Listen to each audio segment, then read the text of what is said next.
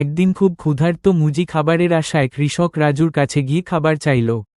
কিন্তু রাজু তখন খুব ব্যস্ত ছিল এবং রেগে গিয়ে বলল, খাবার চাইছ?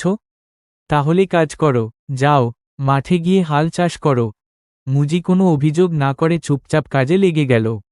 মাঠ চাষ করতে করতে হঠাৎ মুজির খুঁড়ে কিছু একটা ধাক্কা খেল। কৌতূহলবশত সে মাটি খুঁড়তে লাগল। কিছুক্ষণ পর সে একটি পুরনো ছেঁড়া কাগজ পেল। সেটা ছিল এক গোপন ধন মানচিত্র। খুশিতে উচ্ছ্বসিত হয়ে মুজি মানচিত্রের পথ ধরে এগোতে লাগল। কিছুক্ষণ পর সে মাটির নিচে লুকানো এক সোনার বাক্স পেল। খুশিতে বাক্স নিয়ে যখন সে বাড়ি ফিরছিল, তখন হঠাৎ কিছু দুষ্টু বানর গাছ থেকে নেমে এলো। বিপদে পড়ে মুজি আর চুপ করে থাকল না। সে তাড়াতাড়ি পুলিশকে ডাকল। পুলিশ এসে দুষ্টু বানরদের ধাওয়া করে ধরল এবং সোনার বাক্সটি উদ্ধার করল। অবশেষে মুজি সেই সোনার বাক্স নিয়ে বাড়ি ফিরল এবং আর কখনো তাকে কারো কাছে খাবারের জন্য ভিক্ষা করতে হলো না, তাও কেউ গরুর জন্য একটা লাইক করল না।